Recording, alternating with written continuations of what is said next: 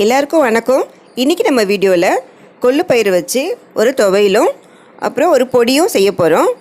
இது வந்து ரொம்ப ஆரோக்கியமானது, அதனால் நம்ம இன்றைக்கி அதை செய்யலாம். ஃபஸ்ட்டு நம்ம கொள்ளு பொடி பார்க்கலாம். இந்த கொள்ளு பொடி பண்ணுறதுக்கு கொள்ளு பயிறு வந்து 100 கிராம் எடுத்திருக்கேன். அப்புறம் கடலைப்பருப்பு ஒரு 50 கிராம் எடுத்திருக்கேன்.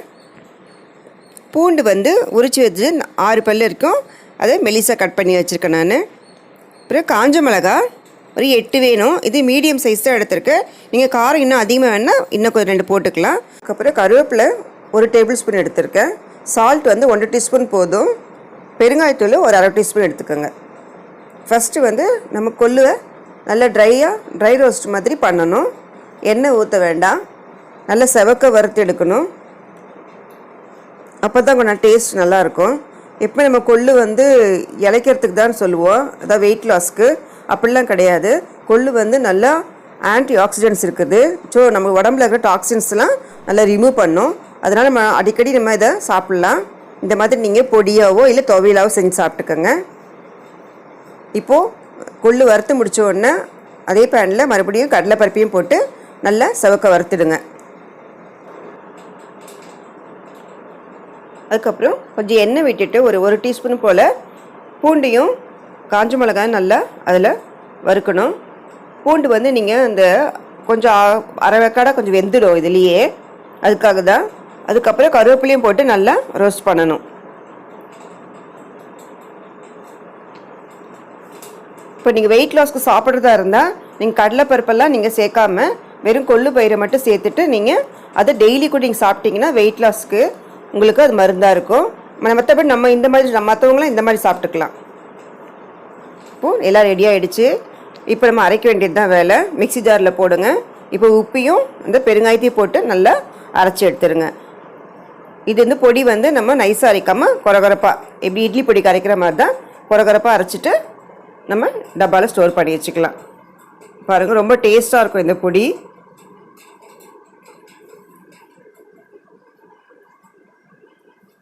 அவ்வளோதான், ரெடி ஆகிடுச்சு கொள்ளு பொடி. இப்போ அடுத்தது நம்ம அதை கொள்ளு பயிரில் துவையல் ஒன்று பார்க்கலாம். அந்த கொள்ளு துவையல் பண்ணுறதுக்கு என்னென்ன தேவைன்னு இப்போ நான் சொல்கிறேன். ஃபஸ்ட்டு வந்து கொள்ளு பயிரை வந்து 3 டேபிள் ஸ்பூன் அளவுக்கு எடுத்திருக்கேன். அப்புறம் துருவுன தேங்காய் ஒரு 3 டேபிள் ஸ்பூனும்.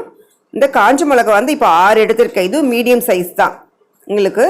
இப்போ கடலைப்பருப்பு வந்து 1 டேபிள் ஸ்பூனும், உளுத்தம்பருப்பு 1 டேபிள் ஸ்பூன் எடுத்திருக்கேன். தனியா வந்து 1 டீஸ்பூன் அளவுக்கு எடுத்திருக்கேன். தேவையான அளவு உப்பு, அப்புறம் கருவேப்பிலை, ஒரே ஒரு கொட்டை அளவு புளியும், ஒரு 4 பூண்டு பல். வாங்க இப்போ செய்ய ஆரம்பிக்கலாம். ஃபஸ்ட்டு ஒரு பேனில் நம்ம எடுத்து வச்சுருக்க கடலைப்பருப்பை போட்டு நல்லா வறுக்கணும். கொஞ்சம் லேசாக வறுபட்ட உடனே உளுத்தம்பருப்பையும் சேர்த்துருங்க. ஏன்னா கடலைப்பருப்பு கொஞ்சம் டைம் எடுக்கும், அதனால தான் முதல்ல அதை போட்டோம். இப்போது உளுத்தம்பருப்பு போட்ட உடனே நீங்கள் எண்ணெய் 1 டீஸ்பூனு இதில் ஊற்றிட்டு நல்லா வறுத்து எடுத்துக்கோங்க செவக்க. அடுத்தது அதே பேனில் இந்த கொள்ளு பயிரையும் போட்டு நல்லா செவக்க வறுக்கணும். நல்லா வறுத்தா தான் அந்த ஃப்ளேவர் வந்து நல்லா உங்களுக்கு கிடைக்கும். நம்ம கடலைப்பருப்பு உளுத்தம்பருப்பு போட்டிருக்கு இல்லையா, அது டாமினேட் பண்ணிவிடும். அதனால தான் நம்ம இதையும் நல்லா வறுத்துடணும். அதுக்கப்புறம் நம்ம தேங்காய் துருவல் எடுத்து வச்சுருக்க தேங்காய் துருவலை போட்டு நல்லா வறுத்துக்குங்க. இது நல்லா ட்ரை ரோஸ்ட் மாதிரி பண்ணணும். நம்ம தேங்காய் போட்டு செஞ்சாலே சீக்கிரமாக கெட்டு போயிடும்னு நினைப்போம். ஆனால் நம்ம இப்போ இன்றைக்கி வந்து புளியும் சேர்க்குறோம், தேங்காயும் நல்லா வதக்கி விடுறோம் இல்லையா, அதனால் உங்களுக்கு 2-3 நாள் கூட வச்சு சாப்பிட்லாம்.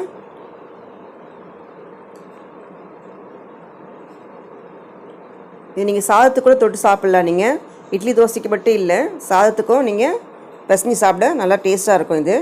இப்போ நம்ம எண்ணெய் விட்டுட்டு காஞ்ச மிளகா, தனியா அதெல்லாம் போட்டு கொஞ்சம் நல்லா ரோஸ்ட் பண்ணிவிட்டு அதுக்கப்புறம் நீங்கள் பூண்டை சேர்க்கணும்.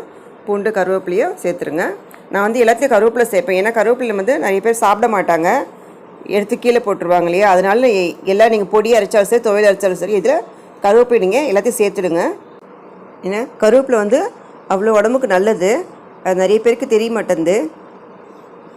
அதனால் நம்ம முடிஞ்ச அளவுக்கு நம்ம கருவேப்பிலை பொடியாக எல்லாத்தையும் நீங்கள் சேர்த்துட்டா நல்லது. இப்போ நம்ம வறுத்து எடுத்தாச்சு. நல்லா வறுத்துட்ட பிறகு நீங்கள் அரைக்க வேண்டியது தான். கொஞ்சம் ஆறின ஒன்று மிக்சியில் போட்டு அரைக்கலாம். கொல்லுன்னு சொன்னாலே உடம்பு இளைக்கிறதுக்கு தான் நினைப்போம், அப்படிலாம் கிடையாது. இதுலேயே உங்களுக்கு ஆன்டி ஆக்சிடென்ட்ஸ் இருக்குது. அதனால் உடம்புக்கு நல்லது தான். நம்ம எல்லோரும் சாப்பிட்லாம், அடிக்கடி சாப்பிட்லாம். இப்போது நம்ம உப்பு எல்லாம் போட்டு இப்போ அரைச்சி எடுக்க வேண்டியது தான். பாருங்கள், நான் இப்போது 2 சுற்றி எடுத்திருக்கேன். தண்ணி ஊற்றலை. தேங்காயெலாம் போட்டனால உங்களுக்கு இப்படியே நீங்கள் இதையும் பொடியாக கூட யூஸ் பண்ணி சாப்பிடலாம். ரொம்ப டேஸ்ட்டாக இருக்கும். நல்லெண்ணெய் கொஞ்சம் சேர்த்துட்டு சாதத்தில் போட்டு சாப்பிட்டா ரொம்ப டேஸ்ட்டாக இருக்கும். இப்போ நம்ம துவையல் அரைக்கிறதுனால கொஞ்சம் தண்ணி இப்போ ஆட் பண்ண போகிறோம். ஒரு டம்ளர் அளவுக்கு தண்ணி தேவைப்படும். இதுவும் நீங்கள் தண்ணி கொஞ்சம் அதிகமாக ஊற்றி சட்னி மாதிரி செஞ்சு சாப்பிட்லாம். நான் இப்போ துவையல் மாதிரி தான் பண்ண போகிறேன்.